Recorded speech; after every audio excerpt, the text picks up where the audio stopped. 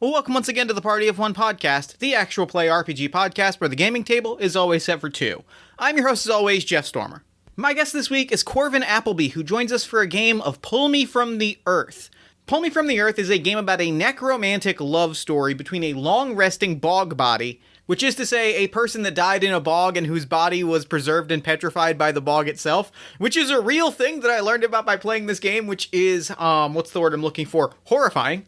And the person that unearths this undead bog body while trying to bury something of their own. It is a game that is at once creepy and unnerving and sweet and vulnerable and beautiful.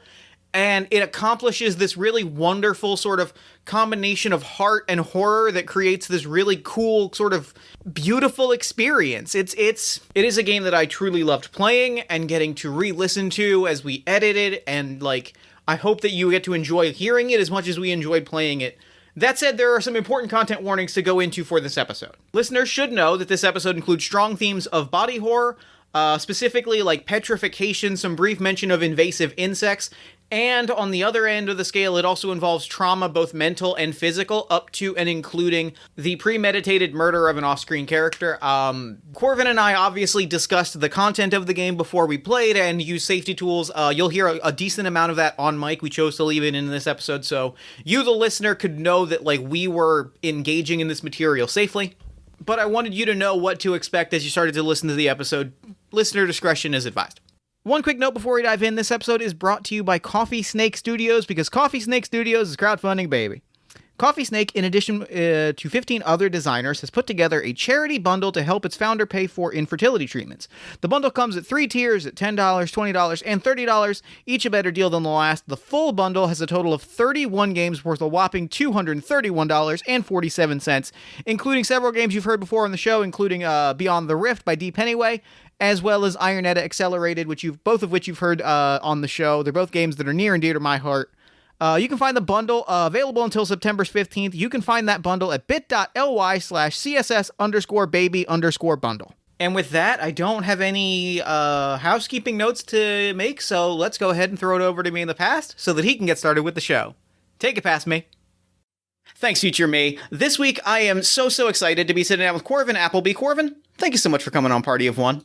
Thank you for having me. So, real quick, at the top of the show, before we dive into our game, let our lovely listeners at home know about what we're playing this week, as well as anything else you've got going on that you might want them to know about. All right, so I am Corvyn Appleby. I use they, them pronouns, and right now I am, I put out a new game about, every month so far at this point. You can find those on Corvyn Appleby itch.io, which I'm going to be plugging again later when I'm also talking about my Twitter. Sure, absolutely. Plugs are good. Plugs are important. Yeah. So what are we playing this week? So this week we are playing the first game that I designed in a long time, Pull Me From the Earth. It is a romantically themed role-playing game for two inspired by the music of Andrew Hosier Byrne. I wrote this for Queer Undead Jam, which was going on back in October of 2020. The premise is one person is uncovering a body in this bog. Bogs tend to preserve bodies over, these vast periods of time.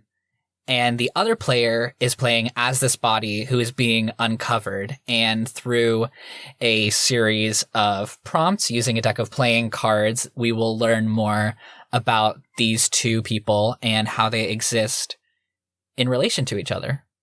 That's so dope. I'm so excited about that. I'm here for this. I read the game. I read the pitch of the game, and I was like, hell yeah, this is my jam. This is my brand, and we're gonna get sad, and we're gonna get sad and queer and excited about sweet and wonderful and sweet and wonderful about zombies and bogs. It's gonna be great. Yes. All right. So, walk us through how to get started. I think I'm ready to dive in. So I guess the first question is, do you want to be the preserved or do you want to be the excavator? I'm good being the preserved if you want to take the excavator. That sounds great. Perfect. So walk us through what the preserved is. Okay, so the preserved has been lying beneath a layer of earth for a very long time. The excavator has now woken them up from their slumber. The preserved has a narrative that is defined by the conflict between being human and being inhuman. The state that you're discovered in is a different state than how you were left. So the preserved plays to find out the answers to these questions. What does it mean to be a real person? Can I come back into the world after being harmed by it? And how do I relate to the strangeness of my body? Love it. I'm playing the excavator. The excavator has come to this bog to bury something they'd prefer keep hidden from the rest of the world. Their narrative is defined by secrecy versus openness. I'd like to let someone in, but to do so puts me at risk. I'm going to be playing to find out these questions. What do our secrets do to us?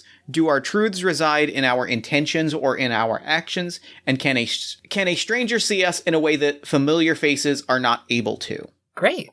So now that we've chosen which of us are playing the preserved and which are playing the excavator, there are two ways to start the game.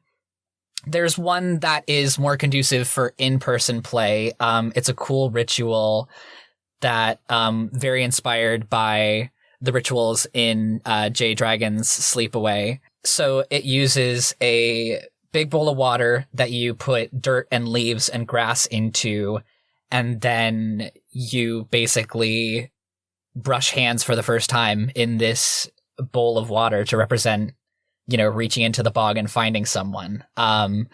That's really hard to do over Zoom. I keep spilling the water onto my internet cables, but it's not working. So instead, we're just going to get straight into the central gameplay, which is the turning of the cards. So we will, one at a time, turn over the top card of the deck, read the associated prompt. If the card is a heart or a diamond, then the person playing the preserved, me, will present the prompt to the excavator, you, and you will answer. If the card is a spade or a club, you'll present the question to me, and I'll answer. Sounds good. We'll answer in as little or as much detail as we feel appropriate.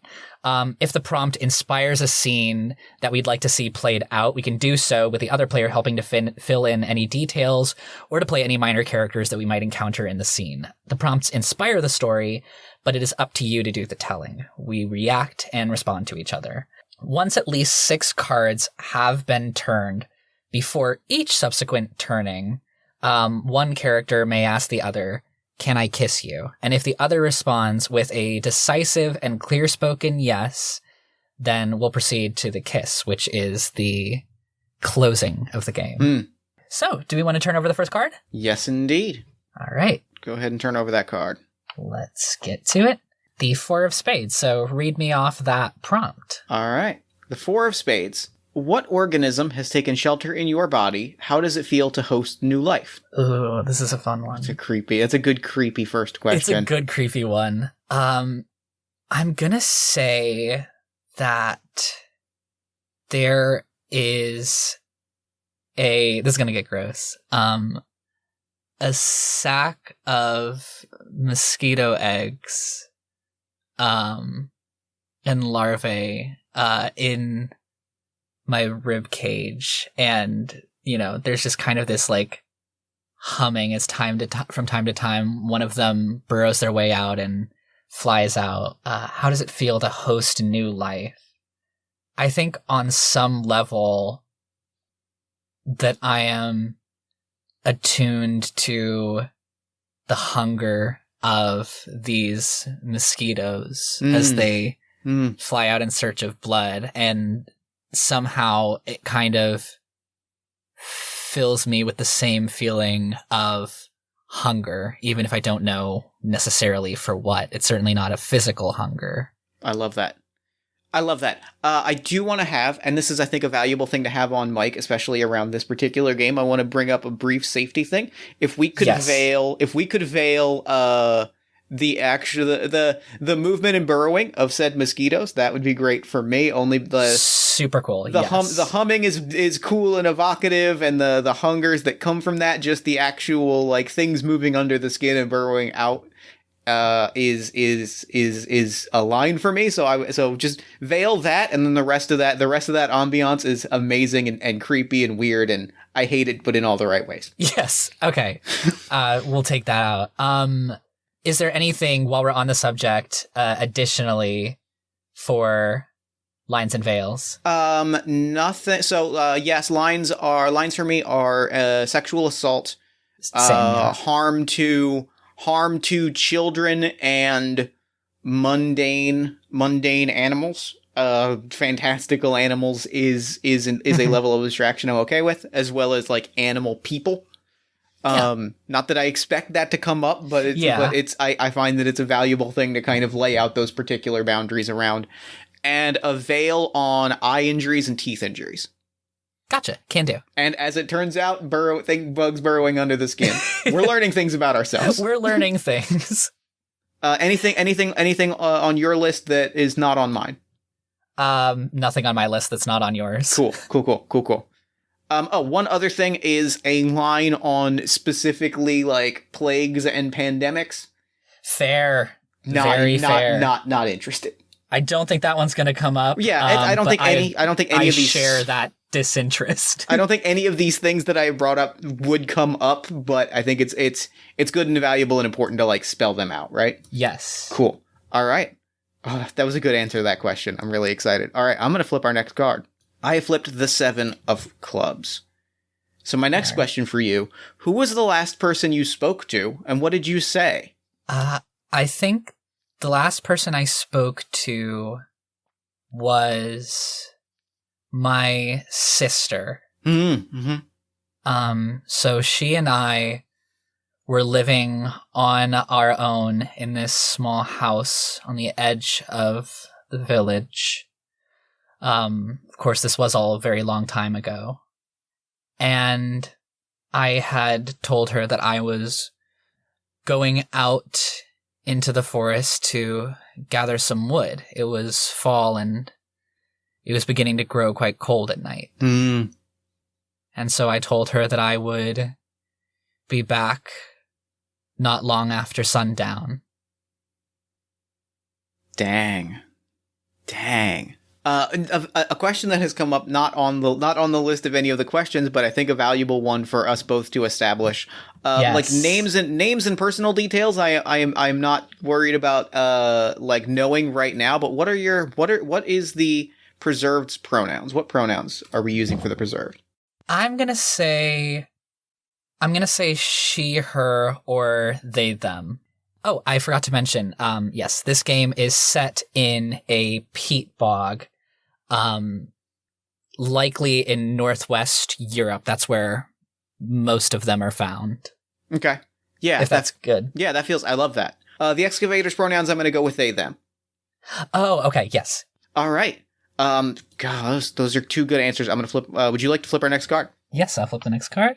We've got the Jack of Clubs. Wow. Busy day for me. Busy day for you. Tell me about the last... Oh, good question. Yes. Oh, good question after the last question, too. Tell me about the last moments in as much detail as you'd like to remember. Show them to me so I can understand. In the last moments, I was out in the woods, and it was growing dark. I remember my lantern flickered out, and I realized then that I would have to go back home. Fortunately, I was far, but I still remembered the path back, and I knew if I went immediately, while I had my wits about me, I could find my way back easily. And moving through the dark, I suppose it's easy when you haven't got a lantern to be mistaken for something else. I remember hearing an arrow. I remember feeling this sudden sharp pain in my side. I remember losing my balance. And then I remember footsteps running over towards me. And I heard a man's voice saying something. I think he was asking me a question, but I couldn't answer. And then the footsteps retreated. And then I fell asleep. Okay. Our next card is the 5 of diamonds. Oh, good. All right. It was going to happen eventually. Yes. Oh, this is a nice one. What beautiful secrets do you keep? The lovely things that you hold in silence, not out of fear or shame, but out of the fear that in sharing they would lose their sacredness. The beautiful secret that I keep is this bog. Mm-hmm. Nobody that I know knows that this bog is here. Knows that, like, I go out to this bog and that I sit here and I look out on the water and I kind of, like, wade through it sometimes and walk up to my waist and then I kind of wade back out. That I come out here is a secret that I haven't told anyone, because exactly like the prompt says, it's not out of fear or shame. It's that this is a space that I don't want anyone else to have. This space is mine. Other people may claim it, but no one else. But, like, I don't want this to be a space that I'm around someone that I know. Yeah. If I'm to see someone else here, I want it to be a stranger. Like, honestly, I think I'm not even opposed to the idea of someone else being in the bog, but I don't want it to be someone that I can put a name to. Is it about being able to escape from yourself then? I think it's about being able to escape from being known. I think it is about a sense of anonymity, right? Like, out here, I don't really matter. I'm a body in the bog. And that's, if someone were to see me out here, they would just think that I was someone walking through the bog, that I was someone sitting on a rock. There's something really nice about that. Yeah. All right. Let me look at the next card. 8 of diamonds. What do you fear more? People knowing who you really are, or people never knowing who you really are?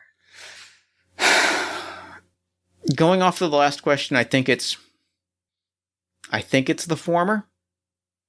I think it's I am going to take the unexpected choice and not say that it's both. I think it is squarely like, I don't want people to know. I'm more afraid of being known and being observed and being overknown. I'm more afraid of being in sort of the harsh examining light is the best way to describe it.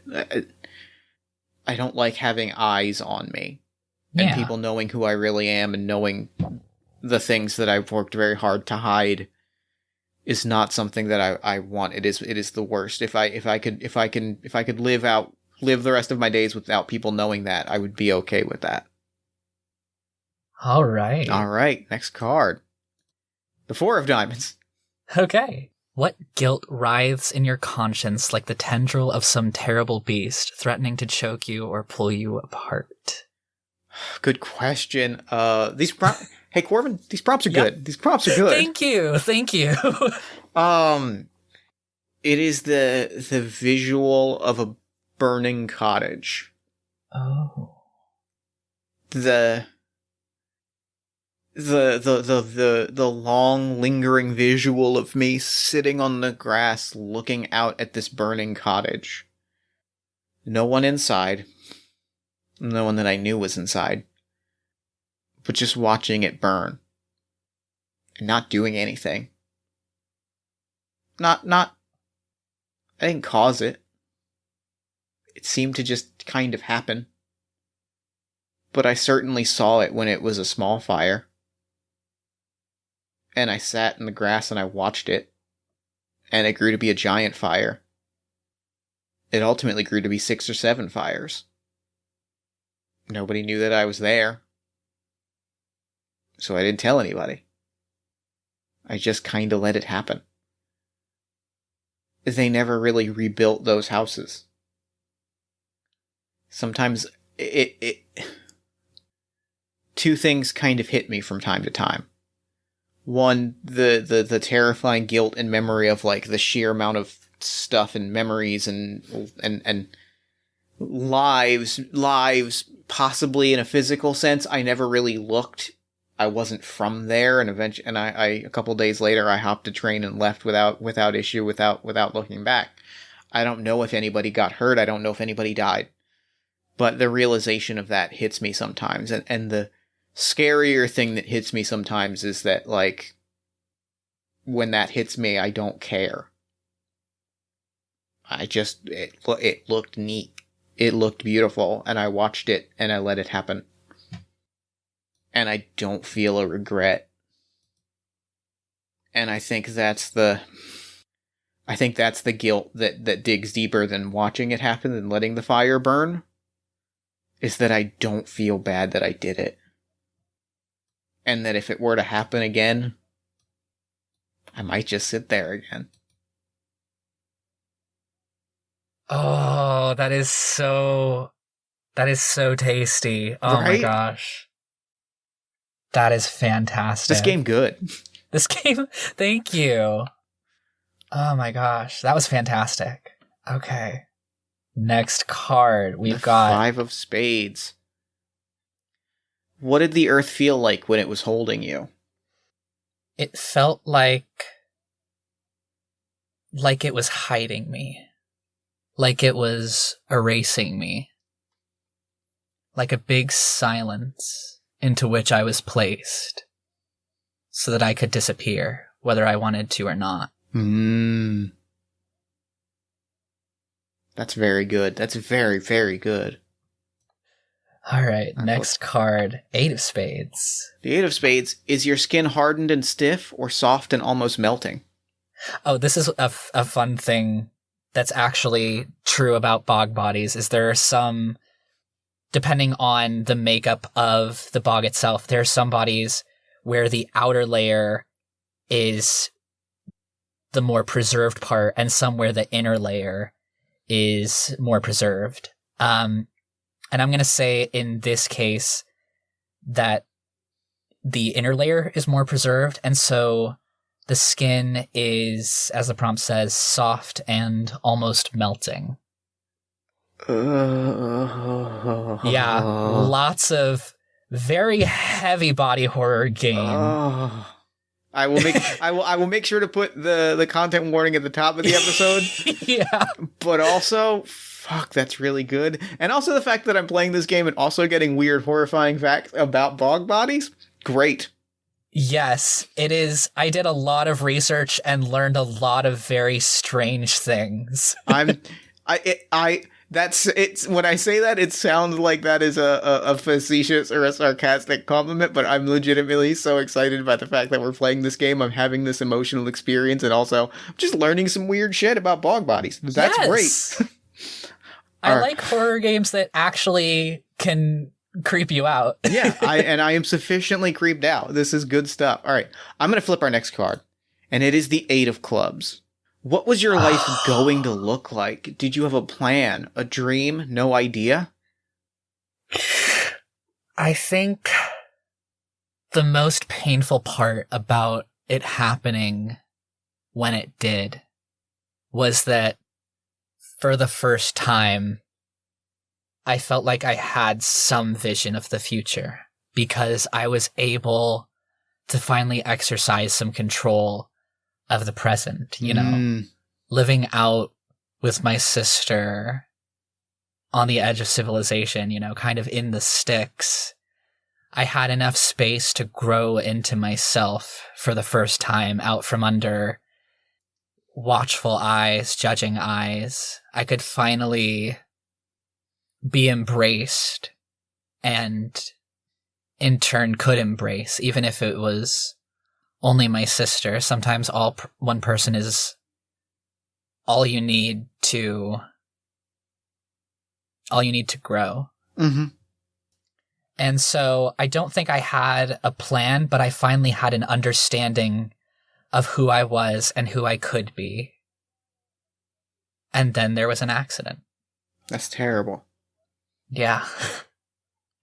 All right. Let's flip our next card. Okay.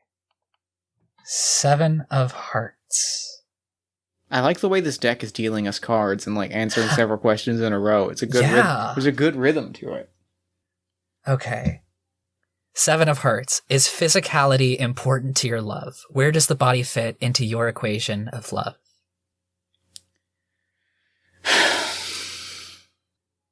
I think it takes time. It takes time. It is a closely and fiercely guarded thing, is physicality, and is the body. Space, physical and emotional, is a beautiful thing to me. There is something going back to that earlier question about the stranger in the bog. There's something kind of beautiful about being in a space with someone, not knowing them, and knowingly and consciously choosing to not come to know them. Just being in a space together. And it's important to me to have that space and to eventually choose to know you and to choose to share my body with you and my physicality with you and my touch and my touch and my kiss and my love, to share these things with you on a physical level is a closely guarded thing. It is not something that I give out freely. It is not something that I choose to throw around. And in fact, it's one of the reasons why I don't like being surrounded by people that I know, is it feels like it is at times a violation of that space to have someone that I know want to get to know me. I want to make that call. I want that choice to invite you in. But once you're in, it is given freely and joyfully because I've made the choice to give it. Beautiful. All right, our next card. 10 of Spades. All right, I will ask a question. What was your most stunning feature in life? Has that beauty remained unaltered in death? In life, the thing that people loved most was I had a very mirthful smile. But now, after time untold, I've lost the muscles that allow me to pull my mouth upward. Oh, that's horrifying. Yeah. Oh, that's so creepy. That's very good. The 10 of Diamonds. All right, the 10 of Diamonds. Is there a secret you'll never tell me, no matter how much you love me? What is it? That I see the arrow wound in your side. And while I'm not the one that put it there, I've been on the giving end of an arrow before. And I'm never going to tell you that that's the case. And then I'll never know. All right. Queen of Clubs. Queen of Clubs. Did you see anything in the time between then and now? Feel anything? Can you remember it at all? In the time between then and now, I don't remember seeing anything, but I remember feeling as if I was floating on this river of warm water. And I remember I didn't feel alone. I felt that there were others traveling alongside me, even if I couldn't see them. That's all the more I can recall. Beautiful. Eventually, the river split off and I tumbled back into the bog. King of Clubs. Your body is laid in the earth all this time, but are you your body? What happened to the real you? Have you become a house for you to haunt? It's a good follow-up to the last question. It is. I'm going to say the answer to this question is that whatever I am now and whoever I was then, both of those people still want to be the same thing. And so, in an essence, they are one person. Beautiful answer. It's a great answer. All right. Next we have the Two of Clubs. Was it someone you trusted, someone you cared for, someone you loved, or did you even know them at all? Complete stranger. My follow-up question. I'm gonna add a follow-up question to this. Does that make it better or worse? I'm gonna say better because guilt can be a very heavy thing, and not knowing whose hands it is in, to me, is effectively the same as letting that weight disappear. If anyone did it, then no one did it. That's incredible. It's very, very good. All right. Next card, the Ace of Spades. Tell me what parts of your body I am welcome to touch, if any. Guide my hand to them if you'd like. Will feeling a living body help you remember the history of your own? I'm going to say the hands, the arms, and the face.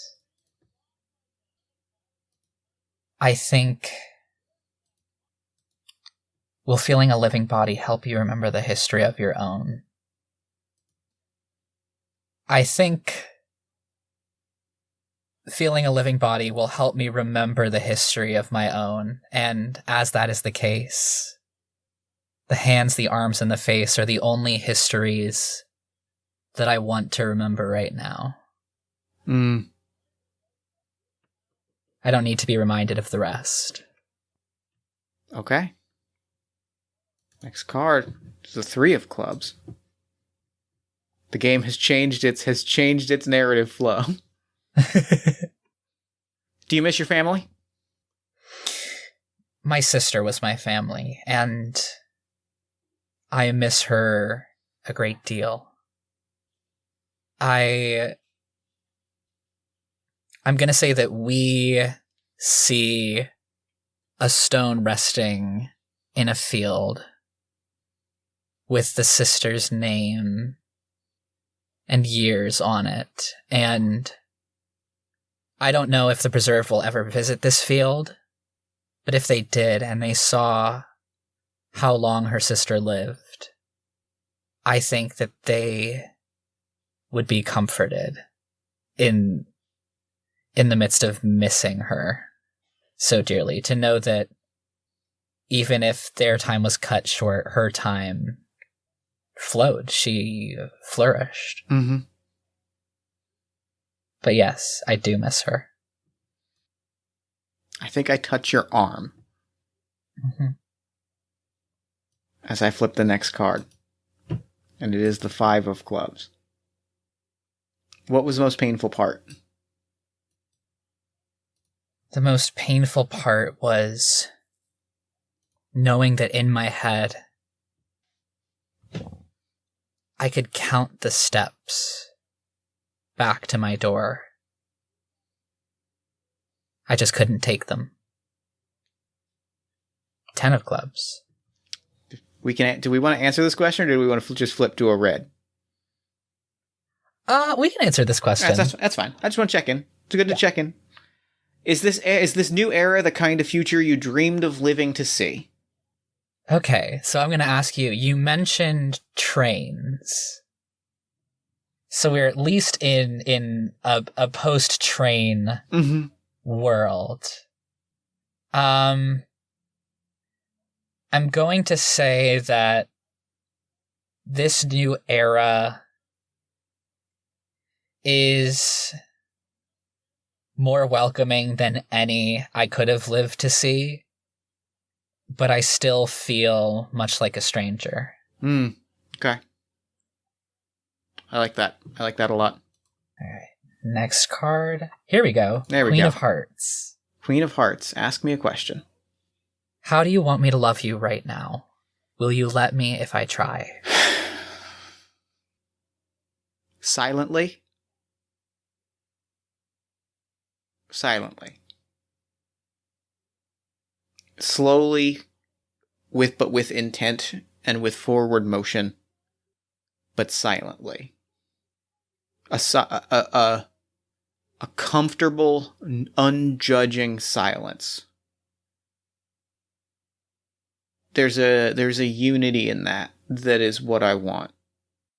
And if you offer that, I will accept it. Then I offer you a quiet moment.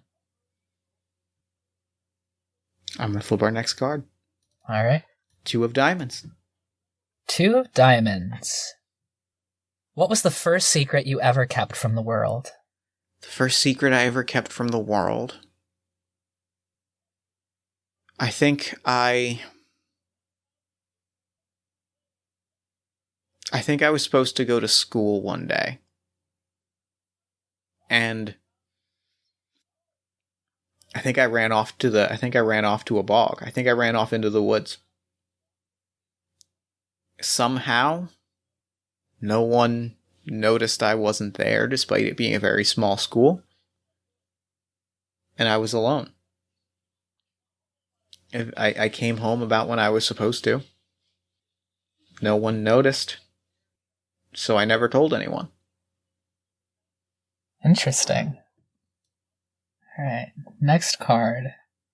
6 of clubs. Here we go. What brought you joy in life?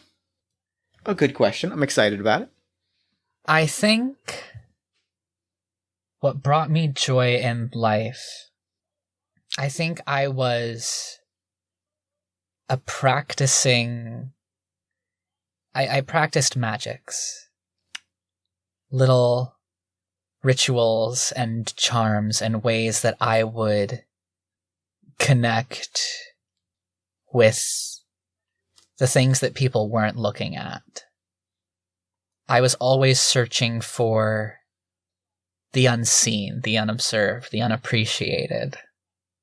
And I would want to find ways to tie myself to the invisible joys. Incredible. The Ace of Diamonds. I'm offering to tell you my own deepest secret. Would you like me to share this with you, or is there no room left in your body to hold another secret? I'm going to throw out a big answer here. Mm-hmm. I don't think there is room in me to hold another secret, but I think if you offer me a secret, I will offer one in exchange. Ooh. All right. My own deepest secret is that my father died after getting quite ill, quite suddenly, and nobody knows why. But my secret is that I know why. And I know how. And what's yours? That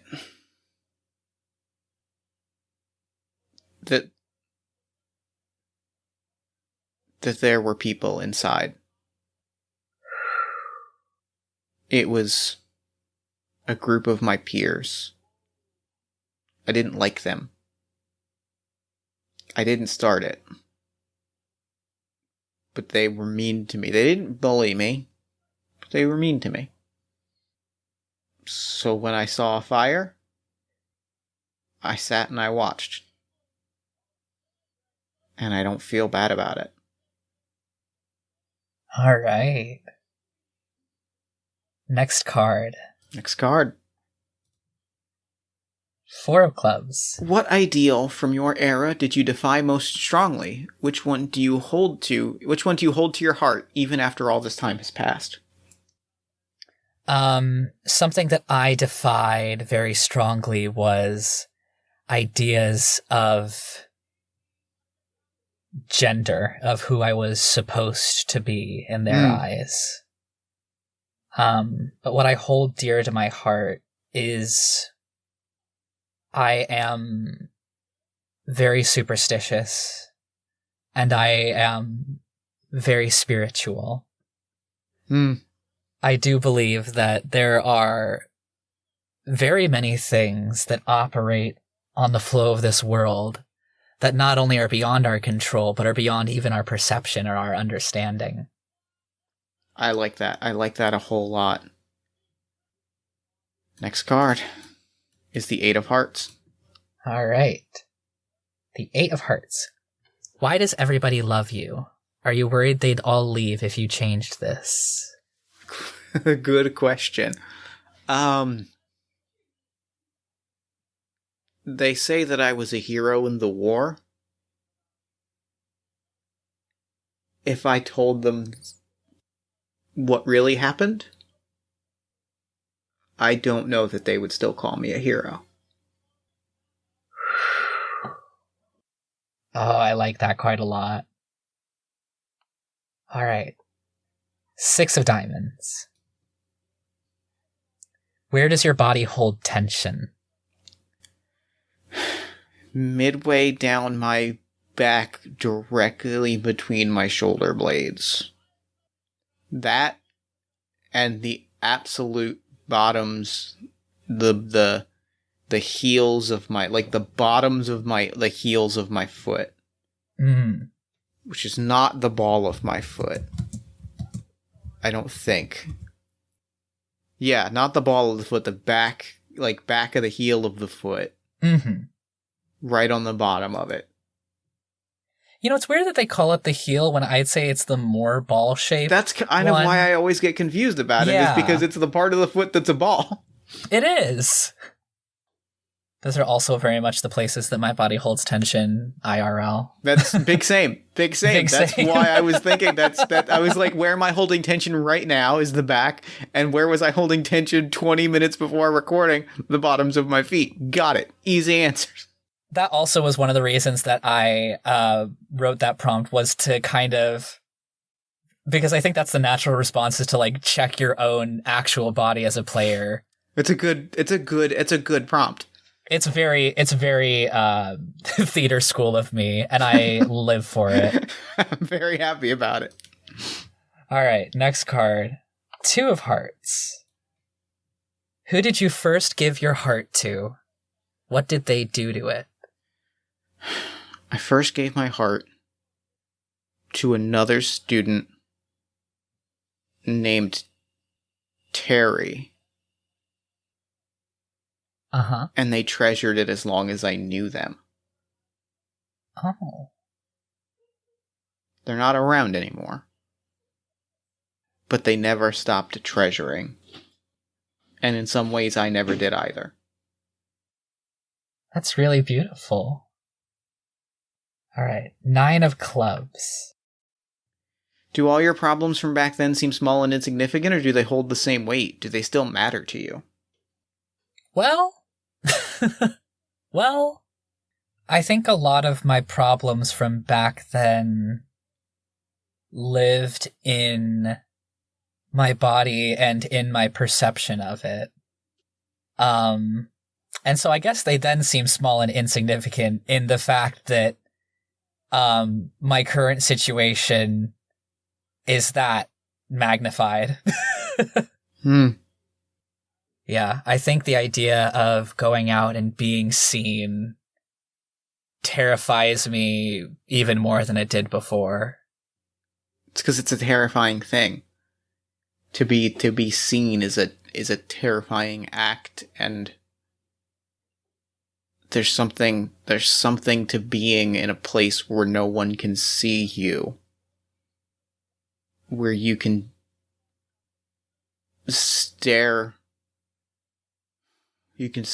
at who and what you are and say, this is the sum of it, for better or for worse. This is the reality.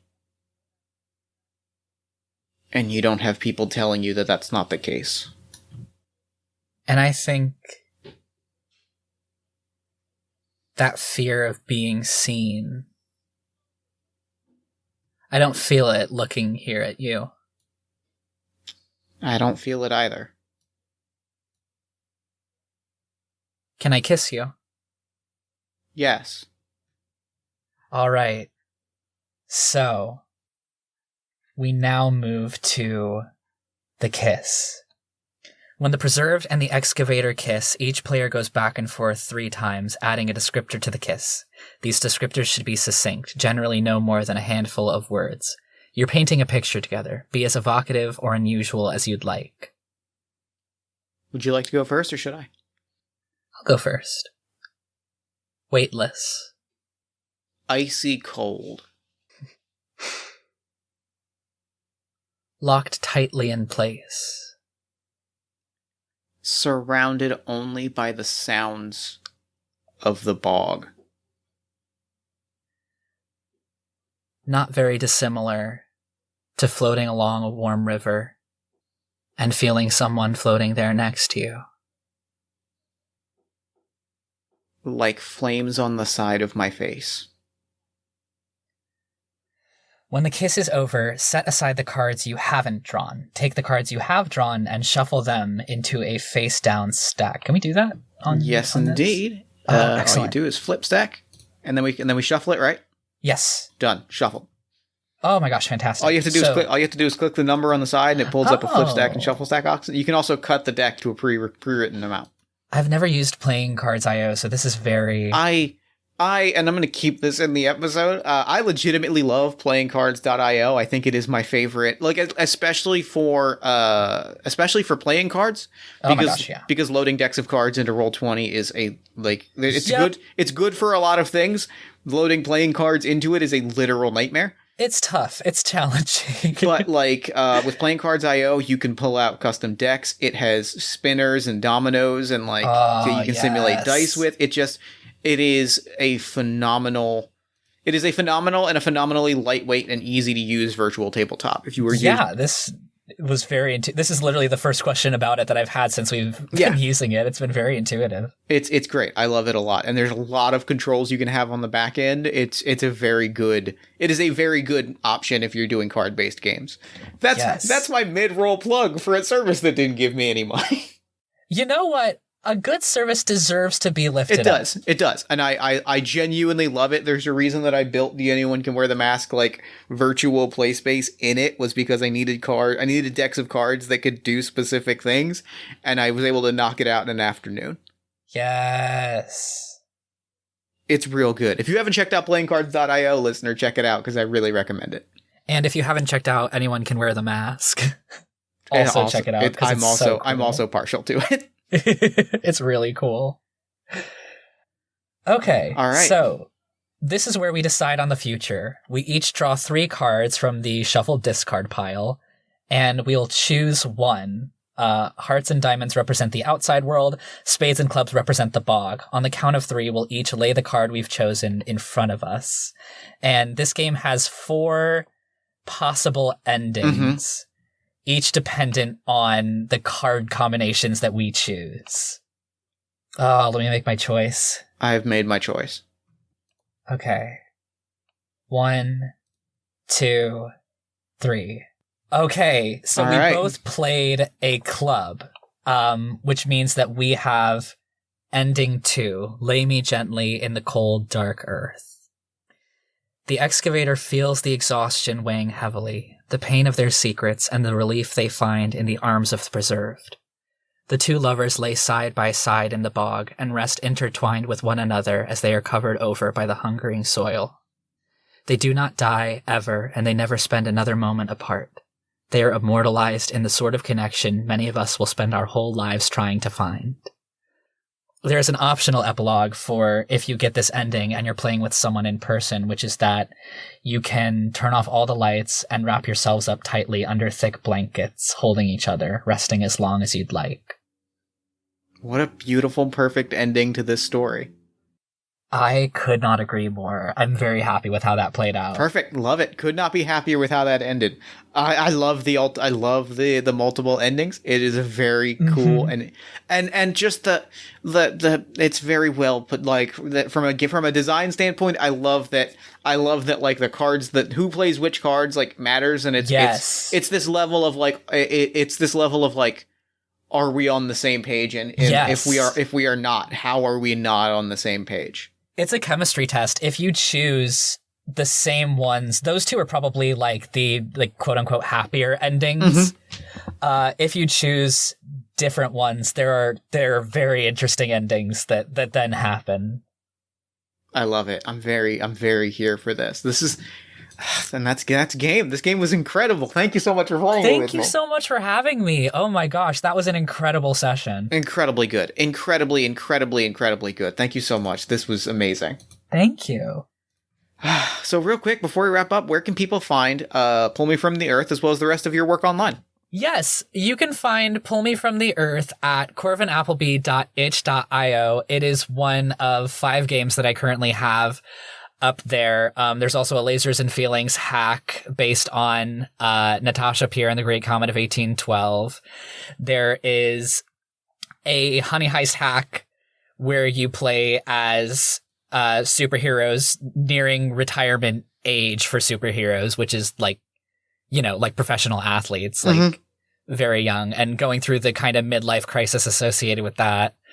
There's a solo horror game where you are basically being stalked by an eldritch entity who will not stop watching you.